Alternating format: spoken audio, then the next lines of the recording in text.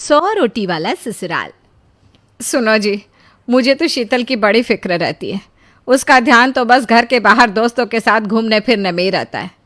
उसे कुछ बोलो तो एक नहीं सुनती। मैं तो कहती हूँ इसकी जल्दी शादी वादी करवा दो, वरना लड़की हाथ से निकल जाएगी।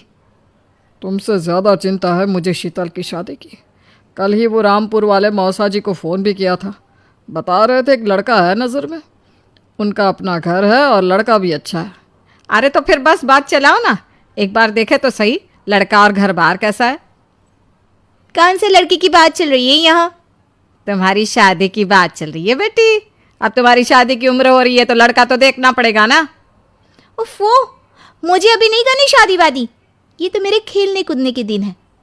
बहुत खेल कूद ली तुम, अब घर के काम धाम सीखने की कोशिश करो, समझी? ससुराल जाकर हमारी नाक मत कटवा देना। सब्जी काटनी तो आती नहीं इसको, तो नाक ही कटवाएगी। अरे मैं इसे शादी तक अच्छे से सब सिखा दूंगी।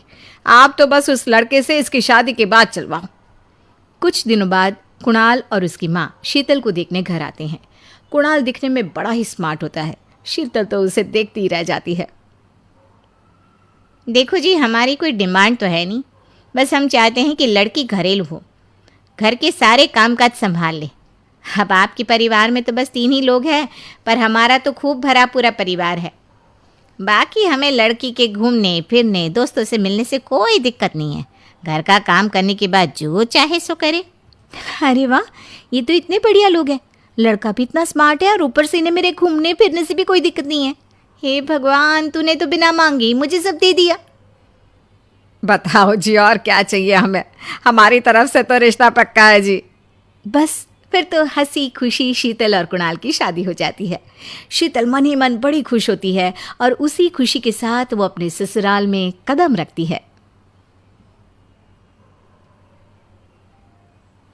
आओ बहू, तुम्हारा अपने ससुराल में स्वागत है। ये मिलो अपने परिवार से। ये तुम्हारे ससुर जी, तुम्हारी ननद सुनीता और गीता, सुनीता के पति राजेश और उनके 2 बच्चे राजू और चिंटू। ये ना हमारे साथ यहीं रहते हैं। ये तुम्हारी दादी सास हैं और बाकी लोग अभी बाहर गए हुए हैं। इतने सारे लोग, ये सब यहीं रहते हैं इस घर में? अरे अभी तो मेरे देवर देवरानी और उनके 3 बच्चे यहाँ नहीं है। उसके मायके में भी शादी थी ना, तो बस वहीं गई है, कल तक आ जाएंगे। हे भगवान, ये घर है या धर्मशाला? ये सब एक साथ इस घर में कैसे रहते हैं? मुझे तो पता ही नहीं था इनका इतना बड़ा परिवार है। अब समझी कि कोई डिमांड क्यों नहीं की इन्होंने। ये सब चाल चले मेरे साथ। अरे बहू, खड़े खड़े क्या सोच रही हो?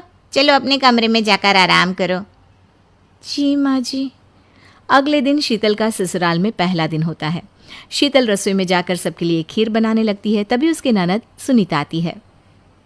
अरे वाह भाभी, आज क्या बना रही हो? बस दीदी, आज वो पहली रसोई है ना, तो खीर बना रही थी। अरे भाभी, ये खीर वीर रहने दो। घर में 4 लोगों को शुगर है और कुछ लोग मीठा ही नहीं खाते। आप ना सीधा खाना ही बना दो। क्या फ़र्क पड़ता है मीठा बने या नमकीन, बस बहू के हाथ की पहली रसोई होनी चाहिए ना। जी दीदी, तो फिर मैं खाना ही बना देती हूँ। आप बता दो खाने में क्या बनेगा?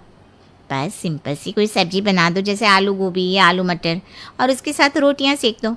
हमारे परिवार में अब तुम्हें मिलाकर पूरे 20 लोग हो गए हैं। 15 बड़े और 5 बच्चे। बड़ों की 6 और बच्चों की 2 के हिसाब से रोटी बना देना। चलो मैं चलती हूँ, सब देख लेना। हाँ, बड़ों की 6 रोटी, मतलब कि 15 लोगों की 90 रोटियाँ, और बच्चों की 2 रोटी, मतलब 5 बच्चों की 10 रोटियाँ। 90 और 10 मतलब कुल मिलाकर 100 रोटियाँ। हाय, मैं तो मर गई। 100 रोटी अकेले कैसे बनाऊंगी? माँ, ये तुमने मेरी शादी कहाँ कर दी? शादी से पहले तो मैंने कभी 4 रोटी से ज़्यादा नहीं बनाई। शीतल एक बड़ी सी परात में 100 लोगों के हिसाब से आटा निकालती है और उसे गूंथना शुरू करती है। आटा गूंथते गूंथते शीतल के पसीने छूट जाते हैं।